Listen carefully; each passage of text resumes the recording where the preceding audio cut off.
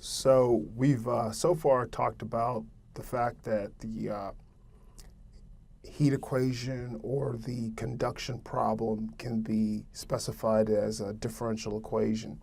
And so far we've really talked about pretty simple boundary conditions on it. If you recall, when we discussed the cylindrical and the spherical system, we talked about the fact that in both of those cases, you could think about some sort of temperature boundary condition internally. So we said that there was a T1 inside and some T2 outside.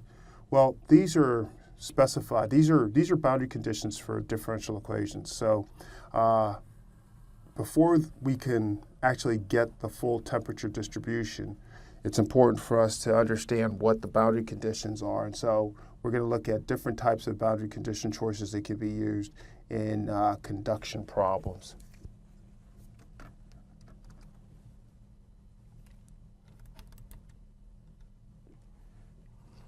So there are really three fundamental boundary condition types that can be used in these conduction systems.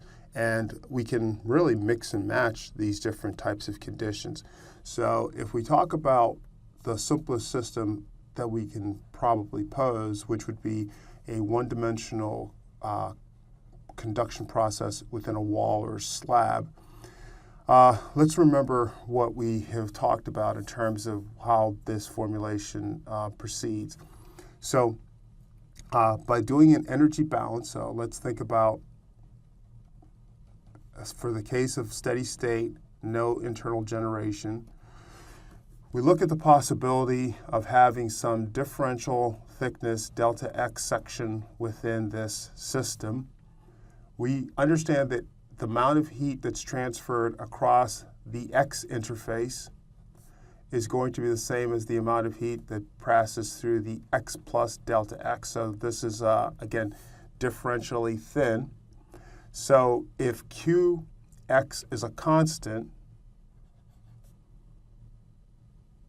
then we could pose this problem as Qx plus delta X minus Qx is equal to 0. So if these are the same, that's the simple analysis that provides. We divide by delta X, this differential thickness, and so we get Qx plus delta X minus Qx. And why we're doing this is that we're setting up the idea that there is a differential equation that Qx obeys.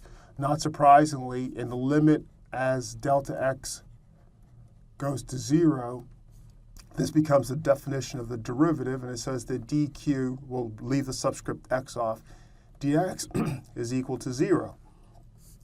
So now, when we invoke Fourier's law, we know that the definition of Q is minus Ka dt dx, and we substitute that into this equation for Q.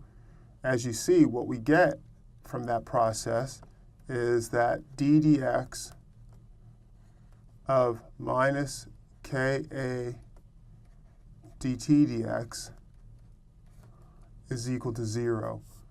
So for constant for constant K, and of course the cross-sectional area A here is constant, we get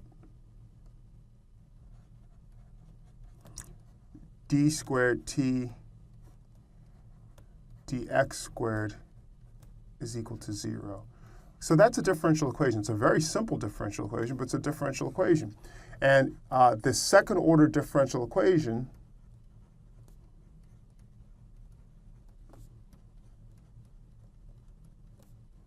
requires two boundary conditions. And so that's what we're going to furnish, and that's the whole point of this discussion. So graphically, top left here, we can either have boundary conditions of this Dirichlet type, which says that we know t, for example, so this is our x coordinate. We know t at x is equal to 0, and for example, the t at x is equal to L. So this could be 100 degrees C, and this could be 20 degrees C as an example. And so in the integration of this differential equation at the bottom right here, we integrate it once, and we get that, not surprisingly, dt dx is equal to C1, which is a constant. We integrate it again, we get t of x is equal to C1x plus C2. So the purpose of those boundary conditions is to identify what these constants C1 and C2 will be. So we say, yeah, this is going to be a linear profile, but the choice of boundary conditions will tell us what C1 and C2. So Dirichlet tells us that the conditions, one of the conditions, a Dirichlet condition is a specified temperature, so whether it's at x is equal to L or x is equal to 0. A Neumann condition and a Neumann condition on one side and a Dirichlet condition on the other side would say that I know what the heat flux is on this side. So I might say that the heat flux is 1 kilowatt per meter squared on this side, and the temperature specified on the other side. So we have a Dirichlet condition on this side and a Neumann condition on that side. Now, the reason that we write this as the heat flux is equal to minus k dt dx is, and the way that I've specified it here, it's actually that minus k dt dx, and so we're not dealing with a partial derivative because we're just dealing with an ordinary differential equation, at x is equal to 0 is equal to this heat flux, which is equal to this 1 kilowatt per meter squared. So what it is that as we sit inside the object, inside at this surface, we do what we call a surface energy balance. So we put a differential control surface around this, and because there's no volume in this, it's just a simple energy balance. It says that the Q external here, this 1 kilowatt per meter squared, has to equal the Q conduction inside this material, and that Q conduction inside the material has to obey Fourier's law. So it's really a simple way of understanding what's going on within the material by doing this, and again, what we call this is a surface energy balance.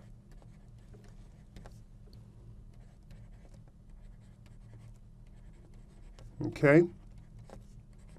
And so this is something that I will need you to understand how to do, and the choice of signs is important, and so that sign is important. For what I posed here, okay, let's just be clear on that. That would be on this x is equal to L wall, and it would say that the Q conduction, which is exactly minus k dt dx at x is equal to L, is equal to some Qs on the outside. So this is inside the material. This is outside. This is the outside the material, okay? All right, so this is a Neumann condition. So as we said before, this is a mix of a Neumann condition and a Dirichlet condition. And so we have another type of condition, which is called a Robbins or a mixed condition. And this is what happens when we have a convection boundary condition. So imagine the situation where, and I'll do it on one side only first.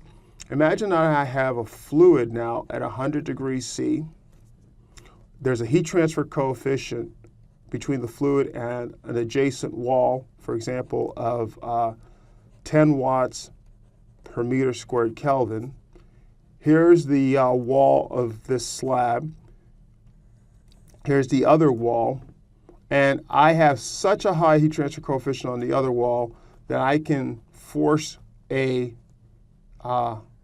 Dirichlet condition on the other side of 20 degrees C. So as far as this problem is concerned, the way that I pose this boundary condition on this interface is that I think about this. I said, okay, I have this at 100 degrees C. You can think about this as a potential. And there's some resistance that goes to this. And then clearly from there, there's, again, the problem inside that has to be posed. Well, the mathematical way of posing this interaction through this resistance is to say that the Q that's being transferred between the 100 degrees C reservoir temperature and the surface temperature, this is T at x is equal to 0. So let's make this, again, our x coordinate. And so this location is, or this potential is T x is equal to 0. We don't know what that temperature is, but we know that that temperature is clearly the right temperature that's driving this problem. So if you think about it, the convective heat flux is H 100 degrees C minus T at x is equal to 0, okay? And that has to be equal to, let's go back to our figure, whatever is conducted into this material. And we know by Fourier's law that this is minus K dt dx at x is equal to 0. You see that? So we're enforcing this condition in this manner. And I think it actually might be useful to work through and just play around with this a little bit more. So let's include, so we're going to do something that I haven't done before, and that's going to be to create another slide in here, which is just a blank slide. And with this blank slide, we just have a workplace that we can understand this problem a little bit better. So the problem of interest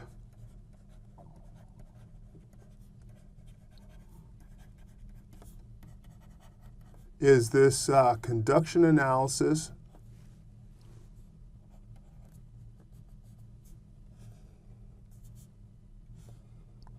where we've looked at a couple of different potential boundary conditions. And so we did the first one, T1, T2.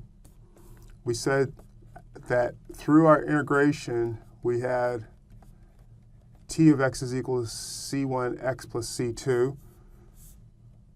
The boundary conditions allow us to determine C1 and C2.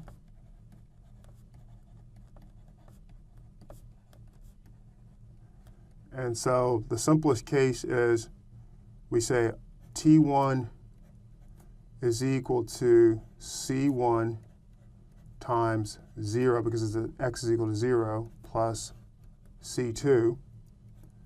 T2 is C1 times L plus C2.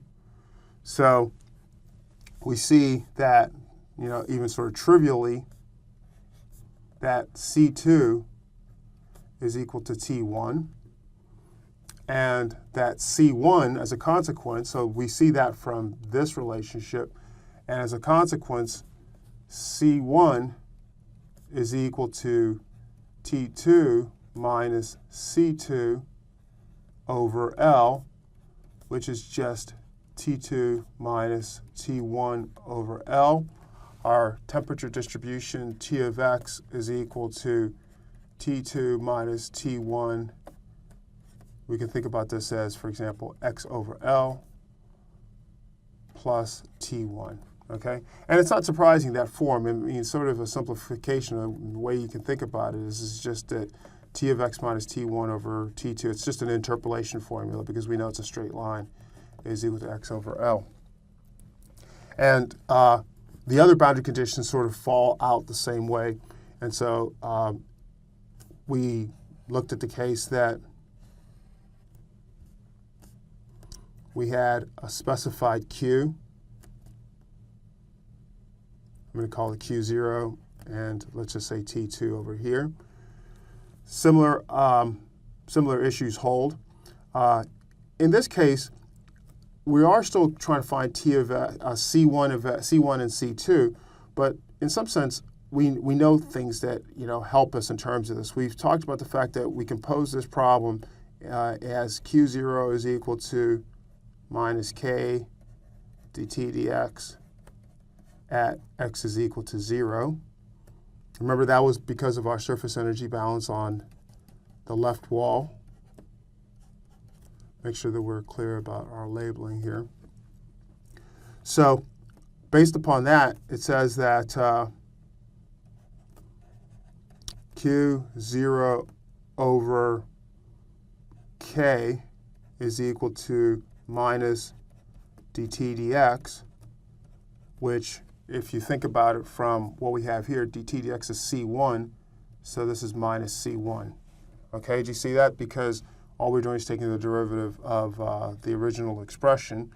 So C1 is equal to minus Q0 over K. So let's just write that down as far as an intermediate result. And then T2 would be equal to minus Q0 over KL plus C2, or C2 is equal to T2 plus Q0 L over K, okay? And so T of x is equal to minus Q0. Let's just write it down in its native form first, and then we'll sort of start playing some games with this and make sure that we understand how this all works. All right, so we can perhaps rewrite this a little bit cleaner. Q0 over K, L minus X plus T2. So sanity check. You always want a sanity check. Say, okay, when x is equal to L, T of x is equal to T2. Does that check out? Sure. We put x is equal to L here, and that's 0, so that's T2. And then it says when x is equal to 0, what do we get there? Well, we get that T of x is equal to 0 is equal to Q0 L over K plus T2. Said differently, it says that T1, this T1 here, I shouldn't put it there, T1 here, because we know it's going to be higher than T2. It says that T1 minus T2 over L times K is equal to Q0. So we could have expected this. This is saying that T1 is always going to be higher than T2, and that it has to obey this basic empirical relationship that Joseph Fourier observed and formalized. What I'd like you to do on your own is I'd like you to do the same type of analysis where we have H, T infinity, and T2. So set that up and do this on your own. And this is something that we could be quizzed on. So you want to understand this.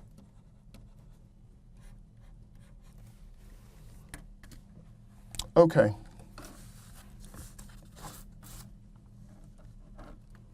And the last thing I want to say is that there are going to be scenarios where we have nonlinearities, like, for example, a simple radiative condition.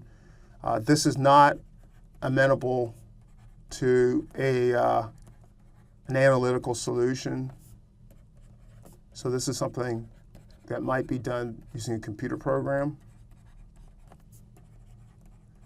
Under conditions that, one approximation, I should say, that we sometimes make with this is we can factor this And we've mentioned this perhaps briefly before, but that factorization is an attempt to linearize this nonlinearity. And let's just be clear on what I mean by nonlinear.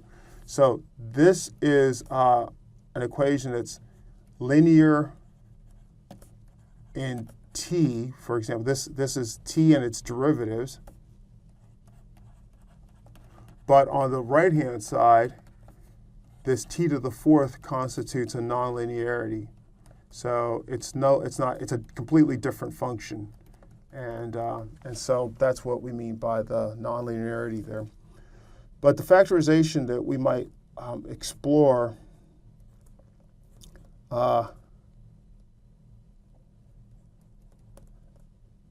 looks like this. We sort of use a sort of, this sort of quadratic type factorization on this, and then we continue to perform these factorizations.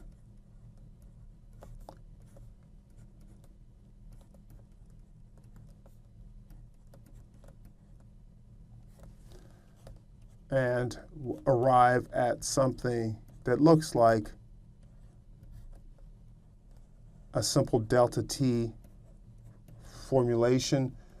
But you see that these coefficients, which you might think about as a radiative heat transfer coefficient, are also dependent on T at x is equal to L.